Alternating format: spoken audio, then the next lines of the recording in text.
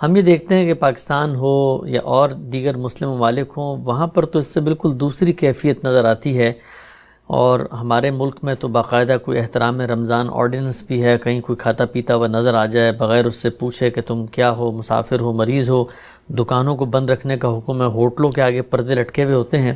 تو یہ رسالت مآب صلی اللہ علیہ وسلم کا جو اسوہ ہے اس میں تو سب کا سب معاملہ فرد پہ چھوڑ دیا گیا ہے۔ آپ کو لگتا ہے کہ یہ دو مختلف رویے ہیں جو سامنے آتے ہیں؟ میرا خیال ہے کہ جب مسلمانوں کی بڑی حکومتیں قائم ہوئی ہیں تو اس میں آپ ایک ایسے مقام پر ہوتے ہیں جہاں یہ چاہتے ہیں کہ جو کچھ بھی آپ کا مذہب ہے، آپ کا دین ہے، آپ جن چیزوں کو عبادت سمجھتے ہیں یا کسی چیز کی حرمت علت کے بارے میں آپ کے ہاں کوئی حساسیت ہے تو اس کو بھی طاقت کے ساتھ لوگوں سے منوائیں۔ اس طرح کی بہت سی چیزیں اس پس منظر میں پیدا ہوئی ہیں، ان کی کوئی بنیاد اللہ تعالیٰ کی کتاب میں یا رسالت مآب صلی اللہ علیہ وسلم کے اسوہ میں موجود نہیں ہے۔ خلفائے راشدین کے زمانے میں بھی میرے علم کی حد تک کبھی اس طرح کا معاملہ نہیں کیا گیا۔ یعنی لوگوں کو توجہ دلائی جائے گی، ان کو بتایا جائے گا کہ روزہ کتنی بڑی عبادت ہے، لیکن اس میں بہت سے لوگوں کے لیے رخصت رکھی گئی ہے۔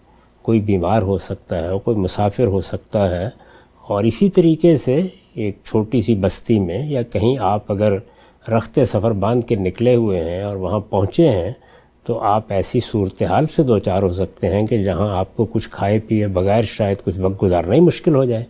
تو اس وجہ سے کوئی وجہ نہیں کہ اس کے لیے اس طرح کے آرڈیننس بنائے جائیں یا اس طرح کے احکام دیے جائیں۔ لوگوں کے اندر ایک عام احترام کی فضا پیدا کرنی چاہیے، اور میرا احساس یہ ہے کہ جب آپ اس طرح کی چیزیں قانون کی طاقت سے کرتے ہیں تو اس سے دین کے احکام، دین کی عبادات کے بارے میں ایک گریز اور فرار کا رویہ پیدا ہوتا ہے۔ جب یہ چیز تہذیب بنتی ہے، یہ ثقافت کا حصہ بنتی ہے، باہمی احترام کی ایک فضا لوگوں کے اندر خود پیدا ہوتی ہے، تو جس حد تک ممکن ہوتا ہے لوگ اس کا لحاظ کرتے ہیں۔ یہی میرے نزدیک بہت کافی ہے۔ ٹھیک، اگر ہم سب ایک استدلال یہ پیش کیا جاتا ہے کہ مثلا آپ مسلمانوں کی اکثریت والے ملک میں رہتے ہیں، سب کا روزہ ہے، دو چار لوگ کھڑے ہوئے سڑک کے کنارے کچھ کھا پی رہے ہوں تو اس سے لوگوں کے اس دل آزاری ہوتی ہے، ان کے احساسات جذبات کے منافی ہے اس کا یہ رویہ، تو اس لیے جو ہے اس کو روکا جاتا ہے۔ کبھی کھانا پینا ہے تو گھر میں جاؤ چپ کے کھاؤ یا پردے لٹکا لو، لوگوں کے سامنے نہیں کھا اس میں دل آزاری کا کیا سوال ہے؟ یعنی ایک عبادت ہے۔ آپ یہ دیکھیے کہ آپ نماز پڑھتے ہیں تو کیا سارے کے سارے لوگ اٹھ کے نماز پڑھنے کے لیے آ جاتے ہیں؟ تو وہاں آپ یہ کیوں نہیں خیال کرتے کہ میں نماز پڑھ رہا ہوں، یہ دیکھیے یہ صاحب بیٹھے ہوئے ہیں اور اطمینان سے گپ شپ کر رہے ہیں، میری دل آزاری ہو رہی ہے۔ یہ دین ہے، اس میں دل آزاری کا کیا سوال؟ یہ دعوت کا موضوع بن سکتا ہے اور وہی بننا چاہیے۔ آپ اپنے بھائیوں کو توجہ دلائیں، آپ انہیں اس جانب متنبع کریں، اور یہ گلی میں بازار میں، مجھے معلوم ہے کہ جب یہ سب چیزیں نہیں ہوتی تھی ہمارے بچپن میں دیہات میں، تو لوگ اس کا لحاظ کرتے تھے کہ سر عام نہ کھائیں، دوسروں کے سامنے نہ کھائیں۔ یہ چیزیں تہذیبی روایت بنتی ہیں تو ان میں حسن ہوتا ہے۔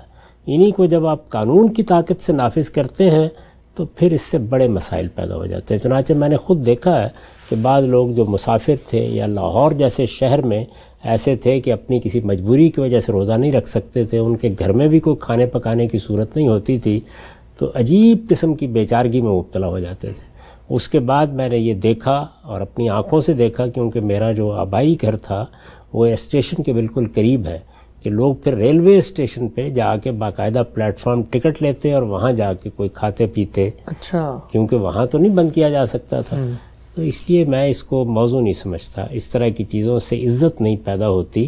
قانون کی طاقت سے آپ کسی دین کی عزت کرائیں، اس کی شخصیات کی عزت کرائیں، اس کے احکام کی عزت کرائیں، یہ چیز جو ہے یہ باور نہیں کی جا سکتی کہ کوئی معقول آدمی کرے گا۔ ایسا ہی کرنا چاہیے کہ دین کو آپ لوگوں کے لیے محبت کی چیز بنائیں، استدلال کی چیز بنائیں، اور اگر آپ سمجھتے ہیں کہ لوگوں کو اس کا لحاظ کرنا چاہیے تو اس کو دعوت کا موضوع بنا لیں۔ آپ کے پاس جمعہ کا ممبر ہوتا ہے، وہاں سے لوگوں کو تلقین کریں، لوگوں کی تعلیم تربیت کے مواقع ہوتے ہیں، ان میں لوگوں کو بتائیں کہ وہ سر عام کھانے سے گریز کریں۔ لیکن ایک آدمی ایک ریستوران کے اندر جا کر بیٹھ گیا ہے، اس میں پردے لٹکانے کی کیا وجہ ہے؟ تو یہ بالکل ہی احمقانہ باتیں ہیں جو بعض اوقات دینی حمیت کے عنوان سے کی جاتی ہیں۔ اس میں دیکھنا چاہیے کہ خود رسالت مآب صلی اللہ علیہ وسلم نے یا صحابہ کرام نے یا خلفائے راشدین نے اس طریقے سے لوگوں پر دین کا نفاذ کیا تھا۔ یہ جتنے بھی احکام ہیں عبادات کے، ظاہر ہے اس میں اصل چیز یہ ہے کہ میرے اندر یہ داعیہ یا جذبہ پیدا ہوتا ہے کہ میں اپنے رب کی اطاعت کروں، میں اس کے سامنے سرفکندہ ہوں۔ اس کو اسی زاویے سے سوسائٹی میں سامنے بھی آنا چاہیے اور اسی زاویے سے اس پر عمل پیرا ہونے کی تلقین بھی کرنی چاہیے۔